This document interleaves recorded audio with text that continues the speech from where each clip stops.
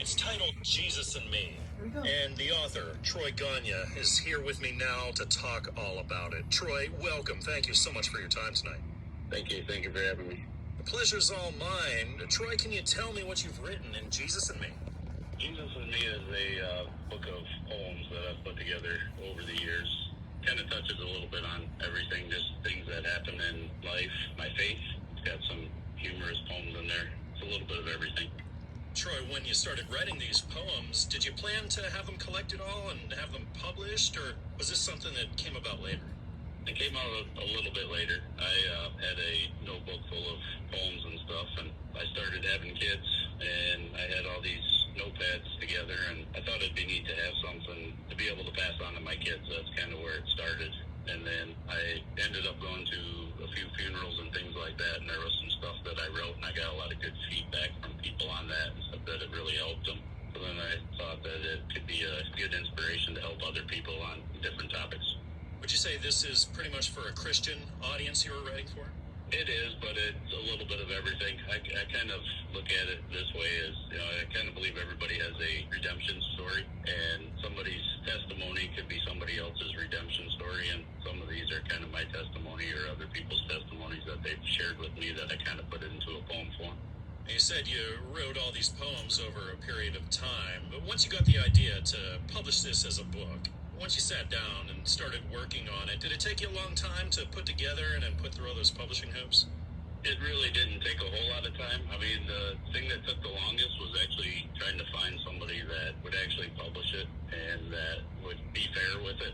Once I got hooked up with Christian Faith Publishing, they were really good and everything moved along fairly quickly. I started in September and the book was released in February, so it moved along quickly. And is this your first time then venturing into the publishing arena? This is, yes. Congratulations. When you got that first copy in, you got to hold your book for the first time, Troy. I can only imagine what was going through your head. What was that like? It was a pretty amazing feeling. The books came in the mail, and I opened them up, and I was holding them in my hand, and I got to share that with my wife, and she was standing there holding it, and it was a pretty exciting moment. It's pretty surreal. Do you think you'll be releasing more books in the future? I would like to. I had a lot of fun doing this. I learned a lot. I already have stuff in the works for another one if the cards fall where they need to be, and if the good Lord's willing. Troy, what was the most challenging part of things for you, either during the writing, putting the book together, or during the actual publishing process? What was the hardest part? I would say it would probably be the writing for me is not all that difficult. Sometimes I have to work more with them, but a lot of times when I get an idea, it comes pretty fast.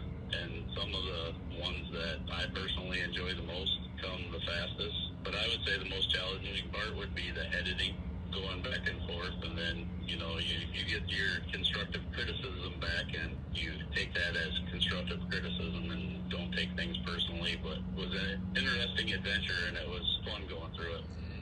Is there anything that you learned along the way that maybe you could pass on as some words of advice to the aspiring authors who are listening to us? I would just say dream big and don't give up on your dreams. Keep pursuing.